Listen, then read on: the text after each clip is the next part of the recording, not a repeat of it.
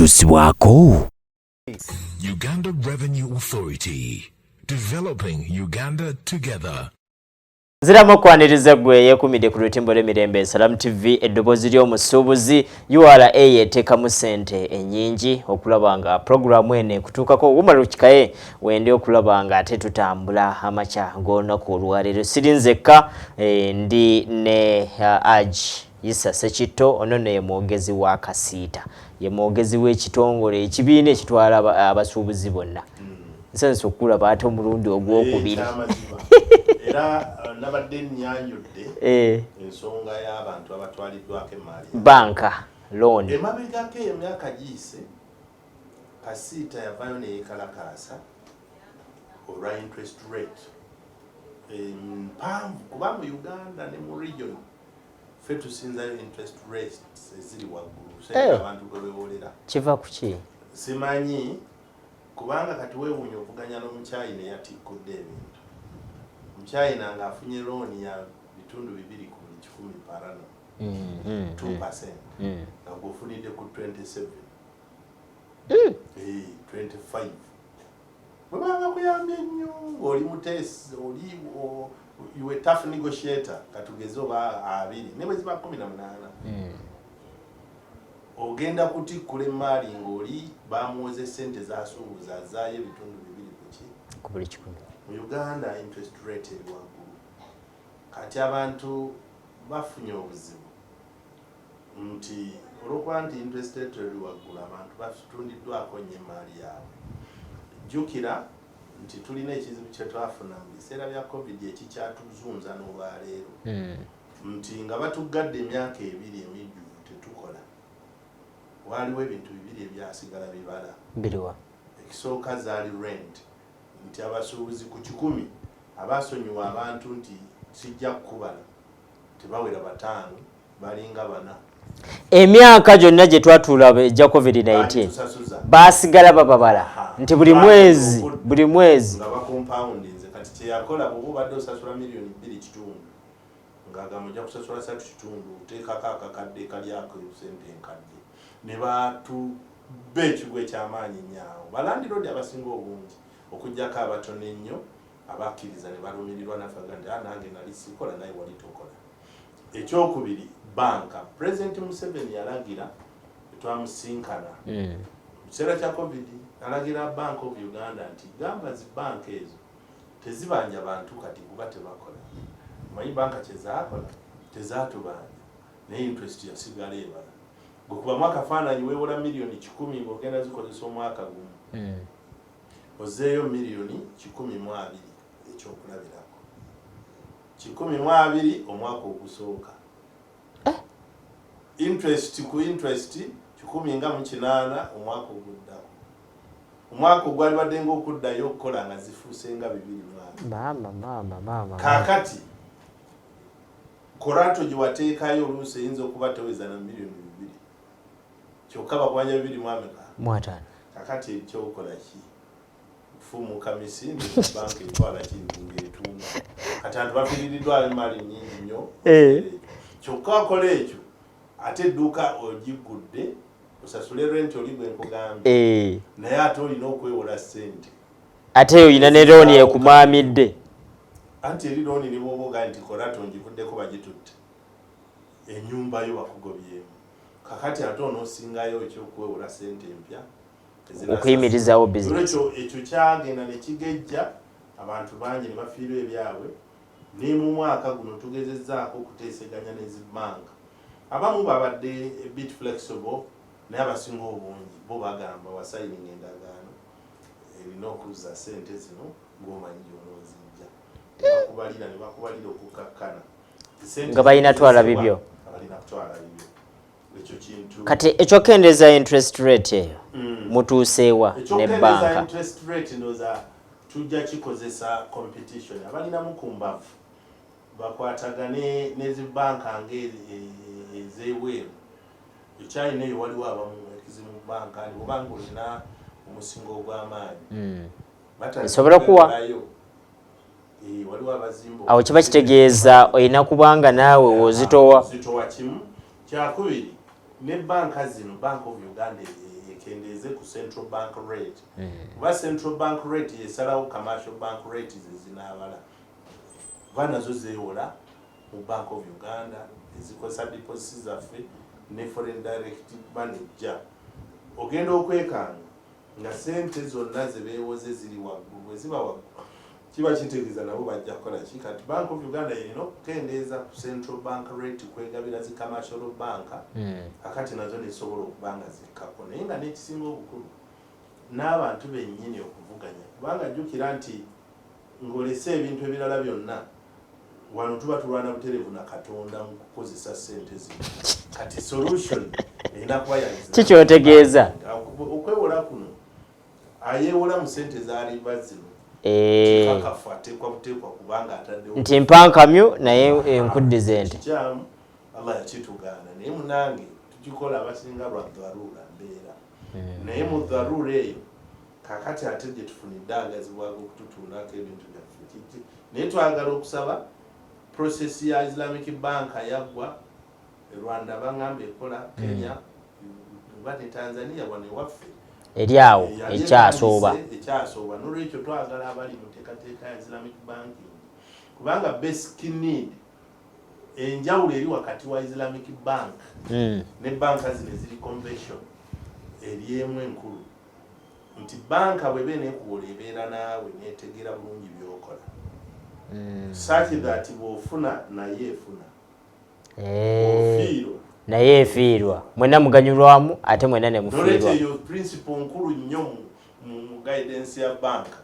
terina bw'oyinza kuŋŋamba nti eyo tejja kukkirizibwa kubanga ziriyo tekusheyalingira mu loosi bw'obanga okoze loosi iyo bw'oba ofunye amagoba leeta nolwekyo kakati eyo enkola yetakkirizika naye kakati nga bwe tugikozesa mu ngeri ey'obuwaze twetaaga okuba nti tufuba nnyo kati eyo y'okuteeka pressure ku zino commercial banks okubeera abantu banaddukira eno mu Islamic banking ne babanga eri baleseeyo gap zijja kutema ku interest rate wali owuliddeyo banka erangirira omwaka mu banka statement zaayo tiyakoze loosi teriyo era wagenda oziteeka mu mawulire nga mudidi banka statements zino final accounts balance sheet nga mudidi kituufu omusuubuzi ssaawa zino okubeera nga weegatta oyo asuubira okwegatta mu busuubuzi atayinawo miliyoni zisukka 100 tasuubira kwegatta mu bya busuubuzi asobola bizinesi zaawukana mulimu retail mulimu kiosks mulimu ab'obutale moving markets nezino obutale bwaffe obw'emibuulo mulimu bizinesi ez'okugenda mu birime agro noonona kasooli noonona ebijanjaalo noonona ebinyeebwa ng'obino obikuŋŋaanya lokale mpolampola notika kapikapu n'otwala ne bakugula kuba byonna by'oyogeddeko ebizibu mbikuŋŋaanyizza n'endabira ddala nga oyo atalina ssente tayingira bya busuubuzi naye ate bw'obanga oli organized bulungi n'akatono kasobola ogenda nga kagejja ne kafuuka ekinene kisinzira ku nsaasaanyayo kisinzira ku bwa hardwork bwo kisinzira ku accountability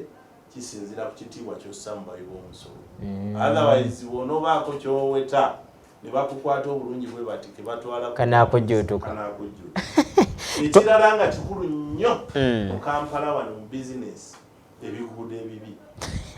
abantu bafiiriddwe mu motoka zaabwe ekyoka zoba tosobola kubanga obeerera obiyisootesebo ebiguudo ebibi Kampala bw'omanyira bw'oba obadde ova Luweere waffe bw'omanyira nti nnyingidde ng'omanya kati eri Wakiseweddeku district oyingidde Kampala binnya nkompe Kampala janga za Walumbe nawulidde ne president nga annyonnyolako yabadde ayogera eri emikutu n'awa justification nti basooka kwetooloola ebbali ewala eyo bakole ezo basembyeyo wano n'omutunuulira n'ogamba yiwe ekitiibwa president n'otokimanya nti ebitundu 75 ku buli 100 omutima gw'eggwanga guli wano omusolo guva Kampala kyewali so kukola kuwaba n'abawa ente ekuwa amata gy'osinga okuwa ebiwata era ne bwebazo n'onooziwayo osooka n'ogigirako akaayo n'okalunga otunnyo nze ni musajja mulunzi nebeeyonsa njifiirako nnyo noddira Kampala eyonsa n'ogamba ndi n'ebiguudo bino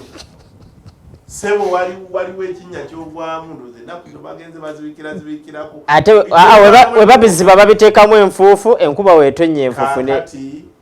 mu nsi yonna kizibu nnyo okusanga ensi erowoozanga Uganda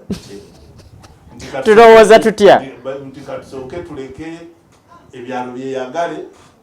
omutima gw'eggwanga gwo gufe naye kati abakola tuli Kampala abagenyi batuukira Kampala tourism esookera Kampala taxpayers basookera Kampala kati gwosoose mu kyalo ndowooza baba kibalaba ab'ebyobufuzi bo babala kalungi kasinga okuva bwe kitaba ekyo tewali baddewo kitanguudo za Kampala kyekiyinza okukolebwa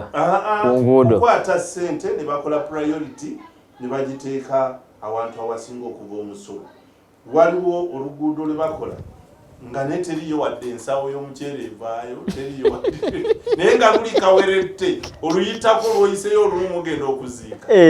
n'ogamba ono Tamakasi maama yali wali ku Saapolo ng'olaba kaddugavu kali oyisaako kasaale abawo omusolo bali muganye emmotoka webakisekako babakoledde emirimu emmotoka teweza mwezi soka buzooba nga kati bo bali ku kitabu boba oyagala okuyitako mu Kampala akutami genda Salama Road kyokka mbwe eriyo eddwaliro eddene eryakiruddu wallahi bakutwala nga waliwo ekikusimbye otuuka banoonya jeneza eddoboozi ly'omusuubuzi twogera ku nsonga y'abasuubuzi ebintu byabwe byakwatibwa naddala ku nsalo kakati nongole mbadde njagala nkubuulireyo waliwo ekizibu ekinene nnyo ekitukutte kya Uganda National Bureau of Standards UNBS yaleeta enkola fe twagiwakanya nga yakatuuka eya PIVOC nti pre-import verification for conformity nga bagamba bw'oba tonnaleeta bintu mu Uganda sooka obikeberere gye baabikolera ekyamazima enkola okusooka yali ezenga erimu ebiruma birungi ne tuwakkanya ne tusika omugwa ne babaako bye baatereezaamu naye ne bwe bagezaako okutereeza ekifu kiba kifu PIVOC yafuuka ekintu ekisekerero nti okukeberera ebintu ebweru ate bwayonooneka mu COVID ne kigwa n'eri olw'okuba nti tewali accessibility ya laboratory entambula nzibu UNBS yakkiriza bano aba bode zaayo zeyateekako bakuba bifaananyi naye ani yakugamba nti ekintu bw'ona okikuba ebifaananyi okirage nti okikebedde olwokiba okikebedde kituufu omuceere gwe bagamba nti si mulungi bayitiramu eyo enkola kakati ate ekyo kirala kino kya bintu byonna tokikkirizibwa kiti kati waliwo akakodyo UNBS mwetokwatira obujega yo yagamba bw'otokebera bintu ebyo n'obituusa ano nga tozze na certificate of conformity tukujjako ebitundu 15 ku buli 100 ku ssente ze byaguze kaakati ekyo kifuuse ekibonerezo ti abantu bangi baleeta bambi emaali yaabwe mu kiseera ekyo nga tebabikebedde Uganda National Bureau of Standards zebaggyeko ebitundu 15 ku buli 100 kyokka ekisinga okwewuunyisa nga basasudde dde omusolo osooka musolo ne balyoka bakusa mu check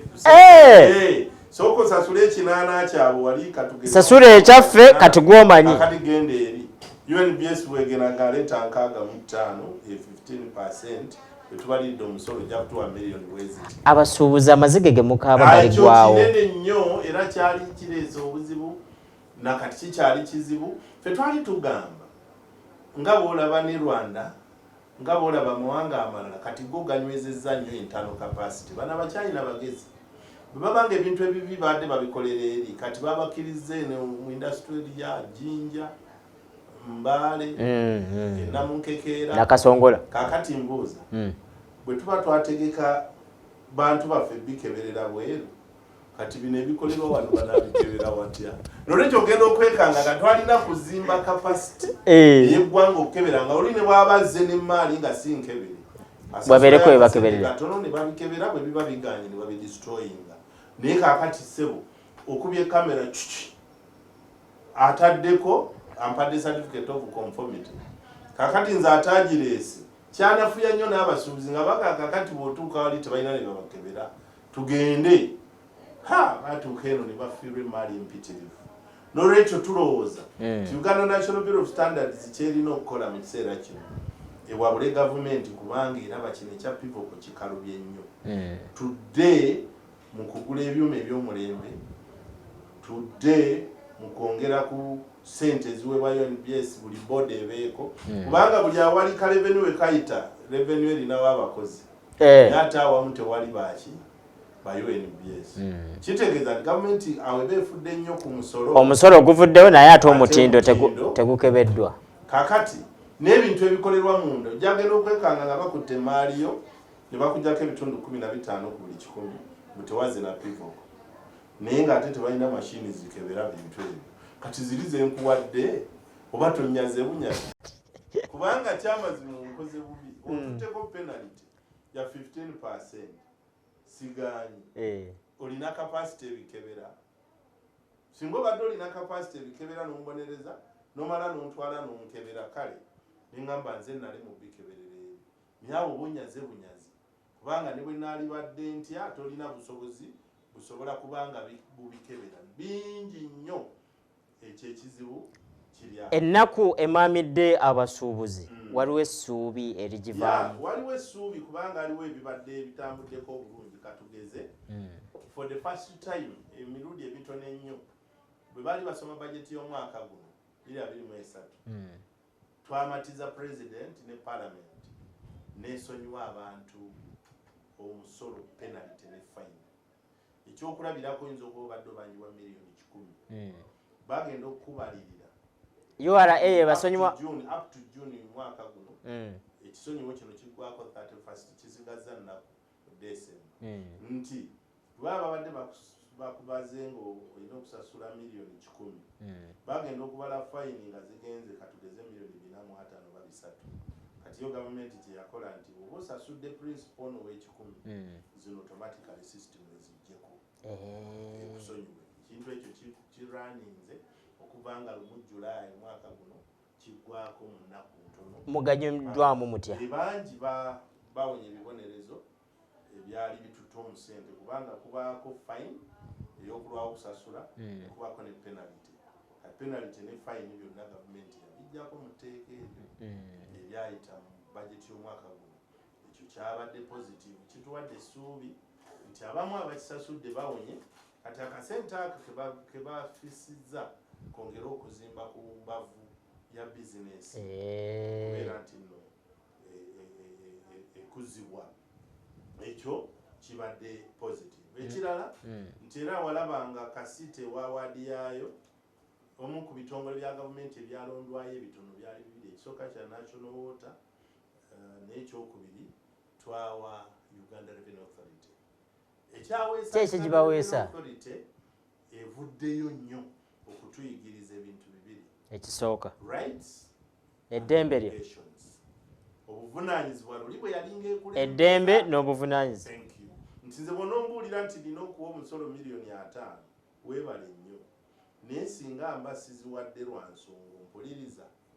bakituyigiriza singa sigwa mu kategori y'abo bakwalifyinga kuwa import duty oba income tax bwe mpandiika ne nkugamba nti nina obukakafu siri mu babwa onompuliriza zezo rights kati tukwataganye ne URA ebbanga ddene mu Kampala wano Masaka Mukono Mityana Lira tutambudde mu districts ez'enjawulo papasire okuyigiriza abantu obuvunaanyizibwa bwabwe naye n'eddembe lyabwe URA bwekkiriza ekyo eba eyambye nti omuntu buli lwatawa kyatawagwanidde kuwa kabafisizza kadda mu bizinesi nga magoba bw'abanga awadde z'atalina kuwa bizinesi eba efa bufi kiba kitegeeza nti omulimu munene ogukoleddwa twagala kusaba URA efuuse nnyo scientific kati technology ate yongeremu nnyo amaanyi n'ebitongole bino ebirala nga UNBS Ministry of Agriculture National Development Authority bikwatagana n'ebintu bye tutunda nabyo bitandika okuba sophisticated kuba yo URA ejja kutta mu lunaku lumu UNBS ekwatire wiiki 2 kubanga kapasite yaayo nafu. Lwekyo twetaaga wabadde watambudde bulungi kati systems zanguwa ekyamazima bw'oboze nga ebintu byo biri kiriya URA ekukiriyalinga mu budde kati eyo credit yemu ku nsonga ekibuuzo ekiriwo tekinologiya atandise okuyitirira ennyo abasuubuzi musigaddewa naffe kyetusaba nti tetuleka abantu baffe mu butamanya kikuubo kirumbe sente bali ku ddembe girumbe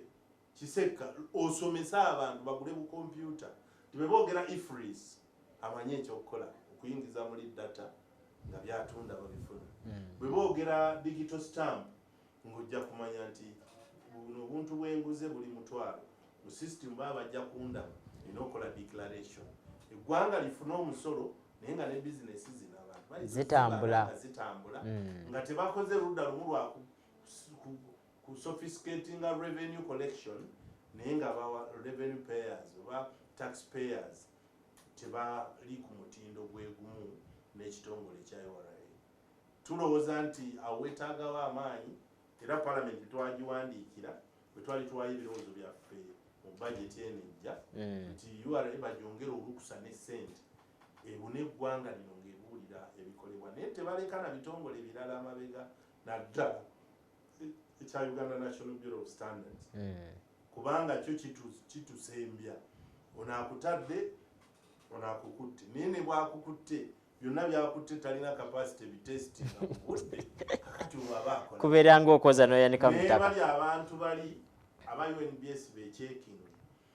bali bakkiriza companies bakkiriza otukeberera ebintu manga ageebweru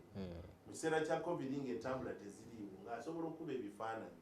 n'akakasa ebintu bino nti yabitunuddeko naye kati ekyo kyadiba batwale ebintu mulamba others tujja kufa ebintu ebikyamu ebitakebeddwa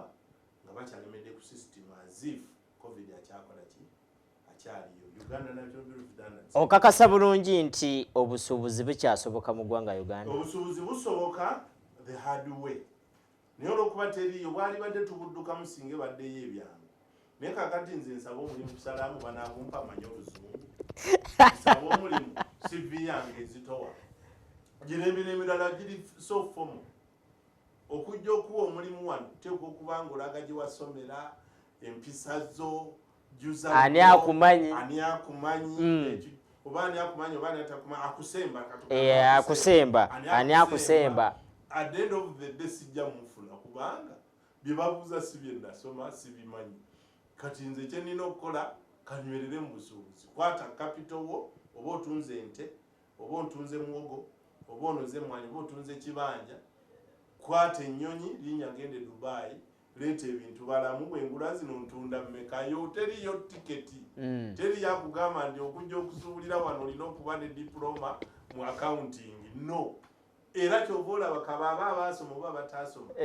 end result sente basuubuzi gye tumalira n'olwekyo kati awe ye largest employer y'abantu baffe ani musuubuzi omusuubuzi ye muntu agula ekintu n'akiguza munne ng'afunako amagoba teri kyakubira n'olwekyo you don't need any rocket science okola obusuubuzi oli kabeere dokita asobola obeera omusuubuzi kasita ogula ekintu n'okiguza munno oba obuweereza n'obuguza munno at a profit ngwe gwe bayita omusuubuzi n'olwekyo tebuyinza kuggwaawo kuba ne bwe bwali yagadde okuggwaawo olw'ebizibu bye tubusanzeemu olwo bwe buggwaawo tukole ki nkubamu kafaananyi bangambye kati gwe news reporter mupapula gundi nsake ki mpandiike ki ndaba bawandiika ebintu babikyusiza kifuula nnenge mu lulimi olwabo olwa stenography nze stenography namusomerawa n'olwekyo njagenda okwekanga era nziruse nzizeyo ntunda ku TV wange kubako ko enjawulo okufuna display kugiyonja kumanya nti naguze emitwalo 10 kantunde 12 nfuneko ebyo nga tumaliriza omwaka guno bajeti yasomebwa emyezi 6 jjo gyaweddeko ejja bajeti naye bakyatubanja sente nyingi mwenga abasuubuzi bajeti egwako mu gwa 6 anti jjo gyatambudde egimu ekitundu kyo kyatambudde tuli mu kirasi ya URA ekutubuulira kyakukola era tukubiriza abasuubuzi mwenna nga maliriza todduka kitongole kya revenue todduka UNBS todduka KCCA todduka poliisi gibanje nga bwekubanja ekyokukola sasula omusolo mubuuze zino nzisasula ntya sasula omusolo zino mbaze nyingi zenaliwadde ze zino kyetuyita rights and obligations bwe tunaamanya byolina okukola ne bye balina okukolera abo abakusolooza ojja kubeerawo. Tuyingira 2024 omusuubuzi atafunye mu 2023 omugamba abamu bakyuse bizinesi bw'oba ogikoledde emyaka 2, 3, 4, 5 nga buli kiseera tovaayo olemedde mu kazigo banno bajja ne batandika ne basevinga ne bagula bupoloti bwabwe obutonotono ne batandika okuzimba gw'oli mu myaka 5 buli mwaka obala mpewo kati ako wabala kafu bizinesi gikyuse bantu mu mwaka guno twabakubiriza era obala kino nkikoledde ebbanga lino kikyavaamu bwe kiba tekivaamu ddako ku beesi osobola okukwata otusente otuliwo n'ogenda olima ennyaanya n'ogenda olima obutungulu n'ogenda olima obutunda ogenda kudda ng'oli wamba buli omu yatandise dde okukwata empandiiso n'olupapula ateekateeka omwaka ogujja abadde takikoze kikole kasita buli mwaka obazeena gyonna okola loosi olwoba okola ki kasita mweteseesese mutya kasita ffe tuli redde okuingejinga abantu baffe samale egamba yiga eddembe lyo n'obuvunanyizibwawo kasita abantu banayiga ekyo ojja kwekanga nga tebakubba mu musolo tebakubba mu kyoto manyi kola ate ojja kuwa ekyo ekigwanidde mu ebyo byokola. Eddoboozi ly'omusuubuzi olunaku olwaleero bwe lityo bwe ligenze agisiibula abatulaba abalabi baffe abalungi mwebale nnyo okutulaba nsembyayo okwongera okwebaza bannaffe abasalamu TV ne Next Media yonna wamu bazibwayo yonna wamu otuteerawo omukutu guno okuliziganya nammwe twongere okulaba mwebale nnyo tetugenda kusukawo wano okujjako okwagaliza akaseera akalungi Umar Kikaye mbaddewo n'omugenyi waffe Haji Issa Ssekitto oyo ne mwogezi wa Kasiita. Eddoboozi ly'omusuubuzi URA yeteekamu ensimbi. Obiwulidde bye twogedde olunaku olwaleero katusinkane olunaku olulala.